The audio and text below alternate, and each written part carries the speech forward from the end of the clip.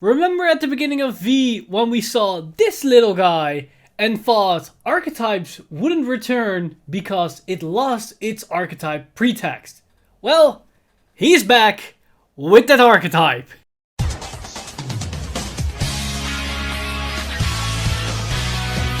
Stand up, Vanguard!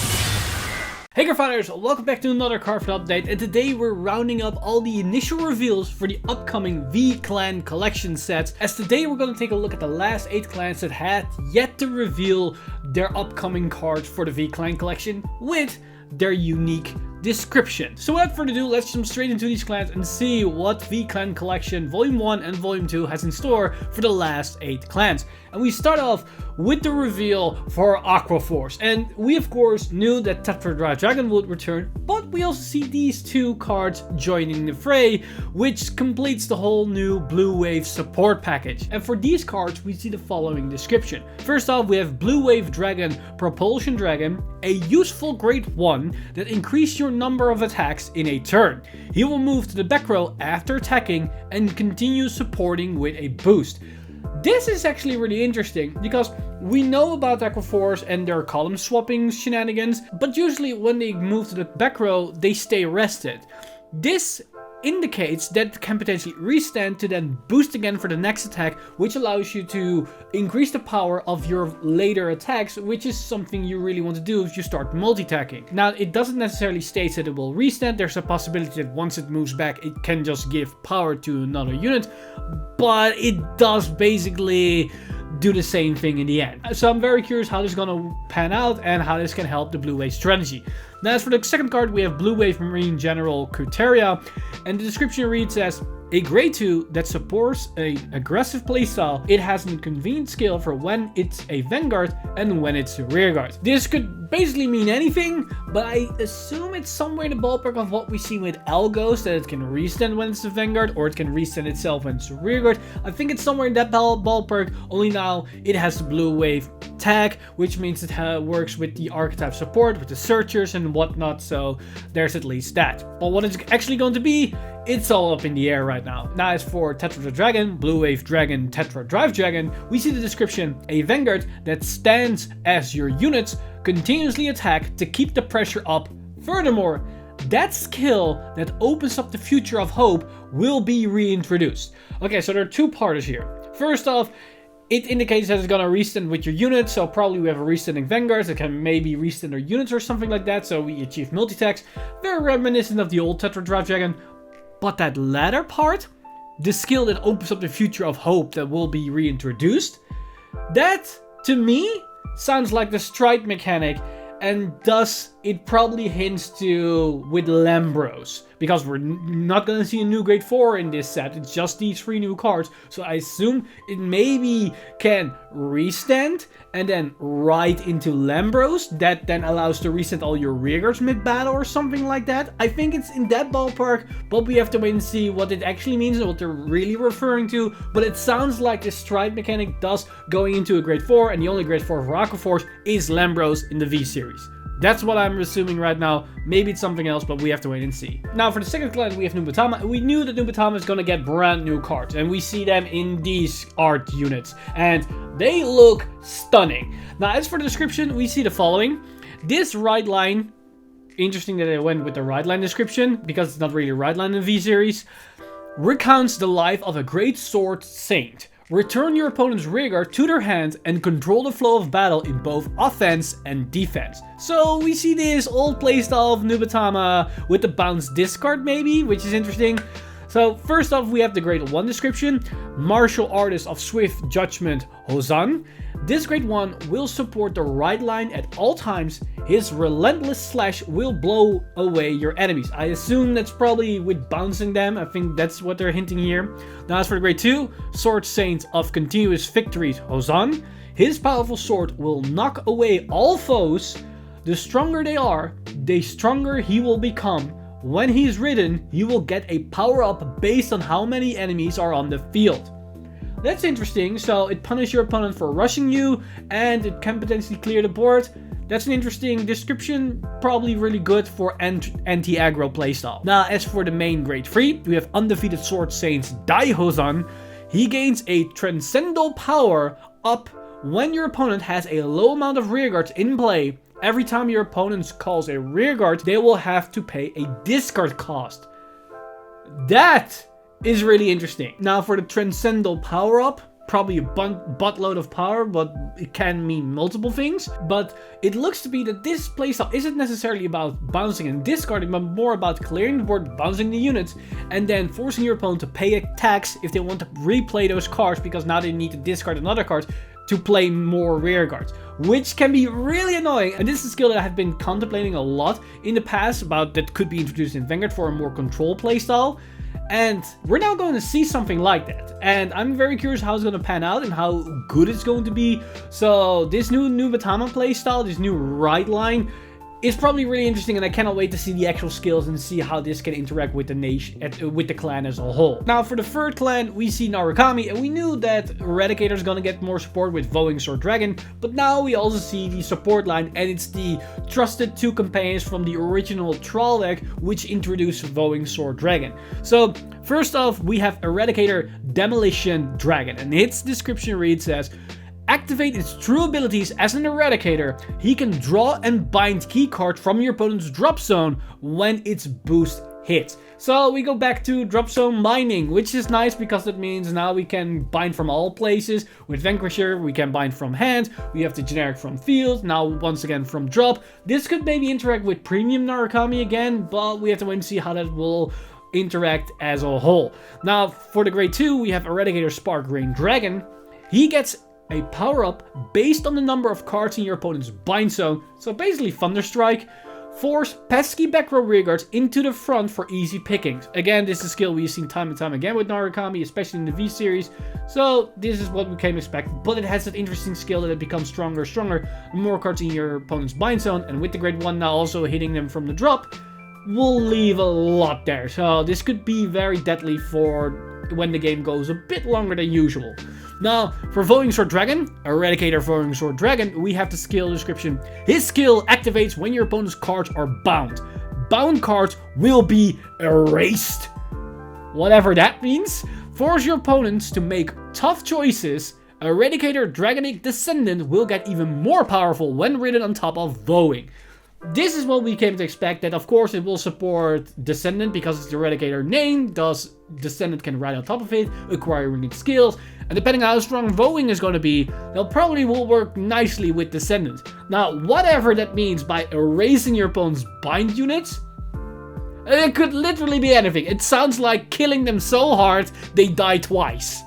But I don't think you want to remove them from the bind zone because you have Spark Rain Dragon that becomes stronger the more cards are in the bind zone. So then erasing them from the bind zone sounds a bit counterintuitive, but maybe this is just extra flavor to that it's so much, that it's such strong binding because it can maybe bind a buttload of cards at the same time.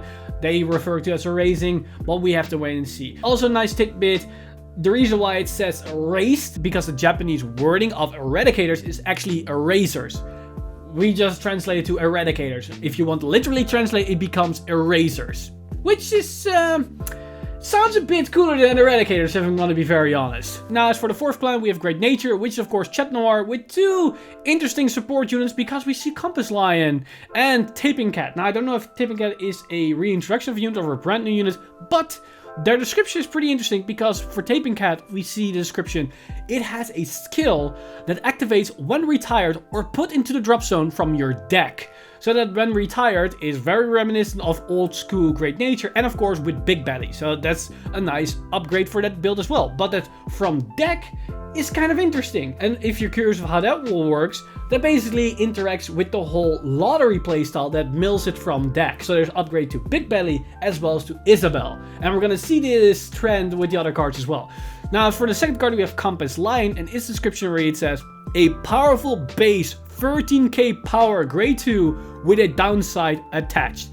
This sounds exactly like the original Compass Lion that was an 11k, but I believe at the end of turn or when it attacked, you need to retire one of your own units. This is great for Big Belly because it's a nice beater and you don't have the downside of retiring your own units because you're gonna draw those cards back if you have Big Belly as your Vanguard, which is some nice interaction that you can have. So I think this is once again going to be a very strong card for Great Nature, and we have to wait and see how this will actually pan out. Now, as for their main grade 3, we have Honorary Professor Chat Noir, and its description reads as, power up your rearguards with a lottery skill, graduate your rearguards at the end of your turn, which is basically what Big Belly does. It works as both a Vanguard and a rearguard. They will make a great addition to both Big Belly and Isabel. So this is really interesting, as it sounds like a mix between the Isabel playstyle and the Big Belly playstyle with retiring your units, but the lottery skill. So I'm very curious of how this is going to pan out, and I think Chat Noir is going to boost both builds. You're going to have two different variants of playing Chat Noir with these two cards supporting it. So I'm very curious how this skill is actually going to work, as this can mean a lot for the clan as a whole. Now, next up we've got Bermuda Triangle, and Bermuda Triangle once again is all over the place, because we see these cards, and these are all brand new units as far as I know. And for the description, we see one unit which is named Reliable Faith Lazarus, and Lazarus as the description, an idol specializing in both offense and defense if you have a large amount of force markers. That sounds terrifying, because that means force marker spam, but it doesn't necessarily have to mean that the new card once again is gonna force marker spamming for Bermuda Triangle, because most Bermuda Triangle decks or archetypes from the last support wave can spam force markers out of the get-go. So probably this is a support card for all those variants, as they are able to already fulfill potentially this condition. Now, as for the second card, surprisingly, it's a grade 4, because we have Miracle Cycle at Lokia, and her description reads as, a grade 4 legendary idol, return normal units to your deck with its skill, use her in the Velvet Voice Reindeer deck. This skill description basically means that you bounce them instead of from hand, you bounce them back to the deck. What type of beneficial effects you get from that is kind of unknown right now, but it's very typical that it says that it works for the Velvet Voice Reindeer build, because it's a grade 4, it's a legendary idol, so it works nicely for that build, and that means the deck has another target that you can potentially disappear right into, which is nice. But then for the main unit, we have Single Quiet Reflarodi or something like that, and her description reads as, an idol that does not like to stand out and refrains from doing so. Support itself despite being a Vanguard. This literally means sense. It can mean anything. Like supporting itself despite being a Vanguard, that every Vanguard does that. But maybe they hint to that it can copy itself or something like that, or that it can repopulate the board, or something that even if you have no units or hands, she can do something big, like generating a field out of nothing, or healing a couple of cards, or drawing a ton of cards. This description opens up for endless possibilities, so we're gonna move on and we see what this card is gonna do once the actual skill is revealed. Now, moving on, we see the 6th clan, which is Angel Feather, and for Angel Feathers, we have these cards. So we knew that Ramiel is going to come back, but we also see the old classics with Sahriel and Lophiel. And for the description, we see Needle Celestial Lophiel, and her description reads as, a unit that increases your damage zone, a helpful ability for Angel Feather. Okay, this is really interesting, because we have seen this only one time before, and that was with the Premium Collection Stride for Angel Feather that could increase your damage zone. Now, will it be the same thing? I don't know. How it will pan out, how it will work. Increasing your damage zone is very powerful, especially with a clan like Angel Feathers that can use their damage zone as a toolbox. So I'm very curious of what the specifications of this skill are going to be.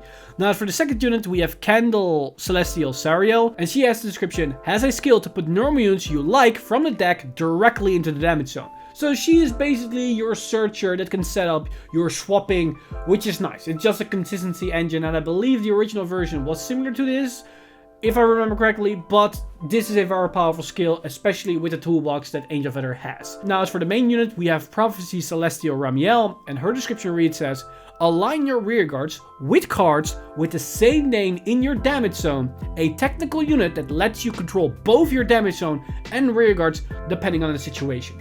So this really tells me that they're going back to the damage zone manipulation and going back to that archetype playstyle where you want to have multiple cards with the same name in your damage zone on the field to power up your units. And with Sariel being able to slot anything into the damage zone very consistently is very nice. We could maybe tag in the no-seal engine as well, because they can do the same thing. There is a lot of room for speculation here and a lot of potential, especially with the fact that we can enlarge the damage zone thanks to this new low VL skill.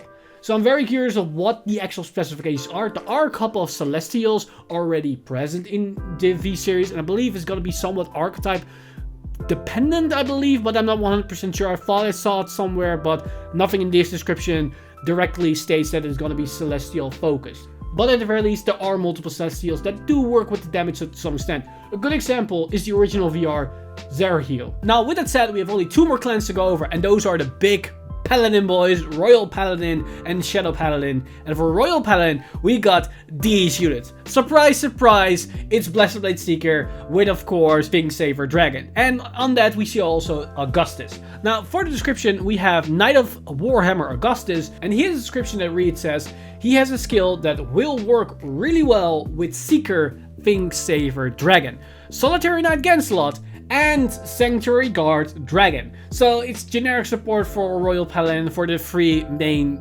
builds right now, which is nice, but depending on the skill, it probably will favor one particular archetype, but we have to wait and see. Now, as for the 2 main Legion units, we have Blasterblade Seeker, and his description reads as, his ability will retire and increase his critical. He also increased the critical of Seeker, Sphinx-Saver Dragon. So multi-crit all across the board, it's nice. His retire skill is not really unexpected because it's Blasterblade, and Blasterblade does retire ping ping thingies. So yeah, the crits are a bit unexpected, but also pretty deadly in the right circumstances, especially with Sphinx-Saver's description, because for Seeker, Sphinx-Saver Dragon, we have the following description. After it is written, its true power won't manifest until the turn afterwards. Superior ride during the battle phase and call Blasterblade Seeker.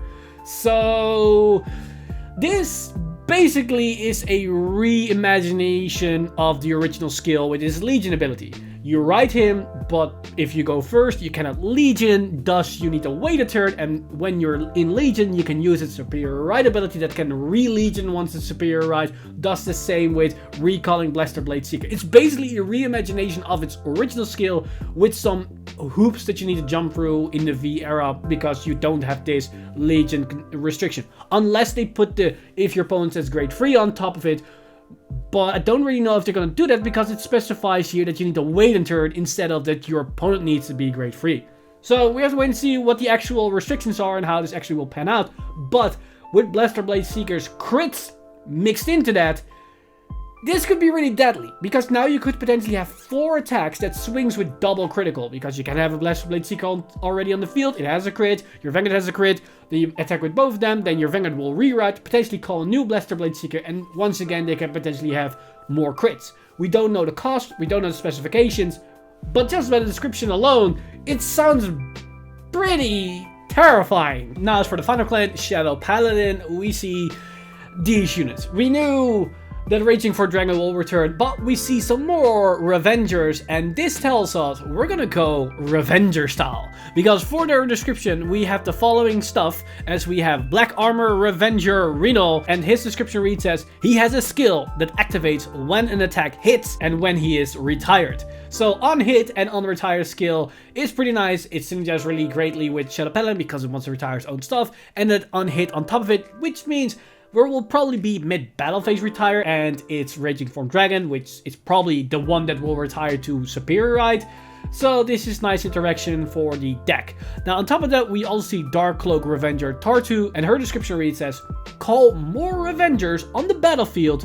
It can be used again when she is retired. So more multi-attack, because basically you call her, it sounds like that you can call something, so you can repopulate the board very fast, and then once you retire mid-battle with maybe Raging Form Dragon, you can call something else, and if you can call it in standing, you can then attack with it as well. Now, they can maybe force you to call it in rest, but we have to wait and see until the actual specification. Now, for the big boss unit for Shadow Paladin, we see Revenger Raging Form Dragon, and its description reads as, Superior Ride by retiring Revengers. This is what I mean by multi-attacking, because you're probably going to retire during the battle phase, thus being able to attack twice.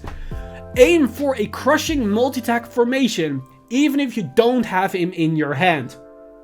So you can superior ride from deck, or maybe from drop, from damage zone? Interesting. He has an additional skill if you have 4 or more damage. Essentially limit break. He works wonders with Illusionary Revenger, Mordred the Phantom.